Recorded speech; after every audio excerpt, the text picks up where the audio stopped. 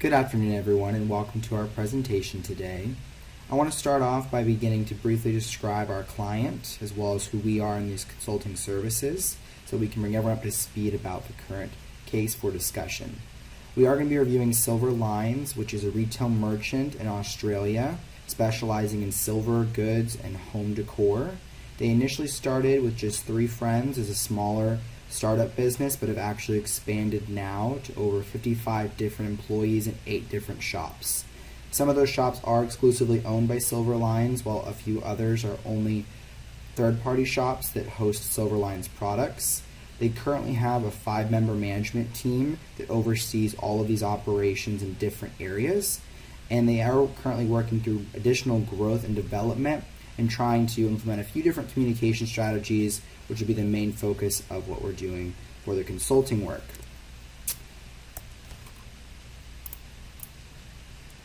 I'm going to be Benjamin, who's going to be auditing our presentation today. I am one of the Mighty Morphing Power Managers consulting group, which includes Travis, Susan, Krish, and Callie. We are going to be doing some organizational behavior analysis for Silver Lines to see how we can help them with their communication struggles. Moving over to what the company needs from us and how we can be helpful, there's a few problems we were able to identify. The most extreme one is currently their communication effectiveness and how that's impacting their profits. Silver Lines has been around for a little over a decade and has seen 10 years of expansion. However, in the last 18 months, they have witnessed the loss of some high-profile clients as well as some very catastrophic communication and managerial issues with their annual conference and some of their bi-monthly meetings. Kind of comparing their initial communication efforts at the founding of Silver Lines as compared to their communication in their later years, they initially focused a majority of face-to-face communications, which we identified was very, very useful for them, being that they had a rich medium and it was very non-routine to what they were communicating when they did these. The bi-monthly meetings were they rotated to different storefronts, and they allowed for the on-the-ground teams to offer a very good amount of integration and commentary on operations, on products, and it was a lot more warm and had a lot of buy-in from their on-site staff. In the recent years, travel has been harder with the expansion for management, and they decided to transition over to video conferencing. So we see in reviewing the hierarchy of media richness, while the mediums have not changed, the communication channel was still very rich and the environment was still non-routine. The video conference was a compromise that had a couple of other benefits. It did save them a lot of time and money. For their current attendance, they was lacking for these meetings, and so having video conferences was better than not having the meetings at all. But as through observations of different employees, they did see a lower participation of engagement from their employee staff. They had a couple of struggles with some client relations. Overall, they saw a few struggling relationships, but nothing that was too extreme with the initial implementation, so it was attributed to technological learning. So we're going to go over and we see kind of boiling those problems down. We had some communication changes from those face-to-face options down to the video conference options, and also some text messaging and some email services, all in reflection of the company's growth. This new implementation of technology was something they were trying out. It made a lot of availability for time for the on-site staff. They didn't have to coordinate such large meetings. The upper-level management, they could better attend all these meetings as well as having a good work-life balance. But those were still problems in themselves, so what we want to look at here is really the strengths they had before they started to witness these different struggles, these loss of clients, these communication faults where different assignments were being missed. But looking at their strengths, we go into the management team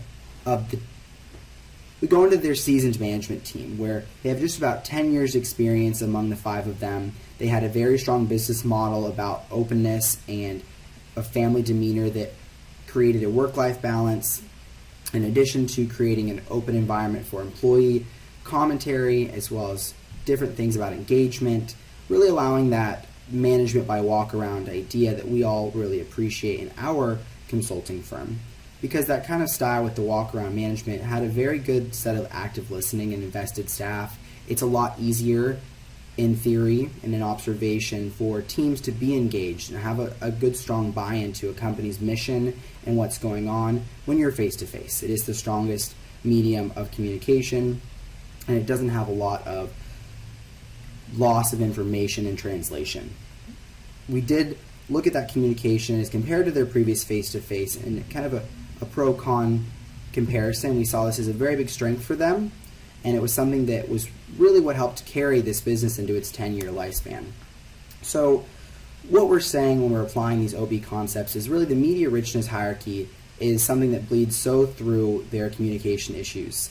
The management walk around was something that really carried each employee, each store manager into the top management communications. It created a series of transparent, open channels that really brought the teams together and allowed for active listening as compared to video conferencing, where one could interpret any amount of communication to be to the greater body of people through a video camera, where eye contact is almost ambiguous, and it can be very confusing at times if direct orders aren't readdressed, and it almost feels kind of rushed.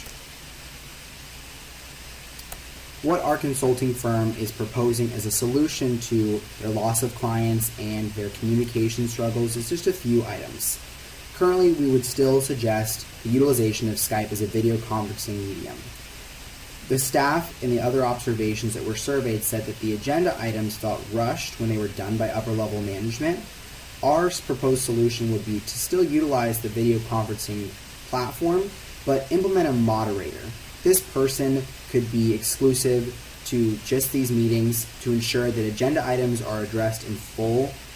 They are also assigned and delegated specifically without any ambiguity.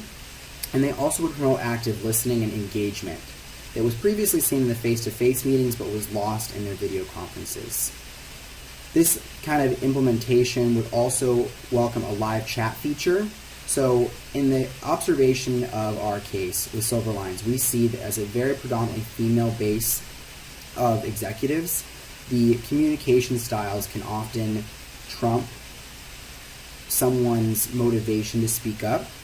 And often by having a live chat feature, it gives a neutral setting where employees can voice different opinions and concerns where they might not want to interject in such a formal setting for a video conference. They may feel that the environment isn't conducive to that commentary, or they're not confident in their speaking on a video conference. It's a little bit more of a meet in the middle, bringing more of that face-to-face style communication back so that there's a good adjustment. We would also suggest reintroducing a few face-to-face meetings. In our analysis of Silverlines, we see that they did a clean break after implementing Skype meetings away from their face-to-face meetings. And we have identified this as a detrimental change by Silverlines. So we would suggest re-implementing these face-to-face meetings. That way that we can get that staff buy-in back. In addition to buying into the face-to-face meetings and engaging as they previously had, we would also suggest as a third proposed solution to their communication is a few social media outlets. So with their style of management and the design of their storefronts, a social media platform would allow each individual store with different products to engage with their vendors, and that would help repair the vendor relationship that's also hemorrhaging a little bit of communication. It could create a more revolving, almost 24-hour area for each of the stores, for the management to show new products, show new areas of communication, new strategies, as well as connecting customers for their business. That would create a sense of community around Silverlines, similar to their conferences hosted annually, but on a more reoccurring basis. With the implementation of all these strategies, we are projecting a 10% increase of their profits by the end of 2019. As seen earlier in the proposed problem slide, we did see there was a decline in overall sales from a loss of high-end clients. But we are hoping that with the revitalizing of these communications, the restructuring of their video conferencing, that we can see a growth in their overall bottom line. In summary, just to give one last revision, those communication strategies that were implemented weren't all bad. They just needed a little bit of tweaking, and in the small 18-month period, we've seen some shortcomings and some poor implementations by full execution of just video conferencing. With a couple of tweaks with the live chats and the social media, and also re-implementing some of their face-to-face meetings, we believe that the staff can repair their relationship with their employee buy-in and also have an understanding of their localized issues for each store by also building a strong organizational community, not only for their staff and their clients, but their customers as well. We greatly appreciate your time on our proposal today in analyzing Silver Lines. If you have any questions about the different strategies we've implemented, please reach out to our consulting firm with the contact listed below.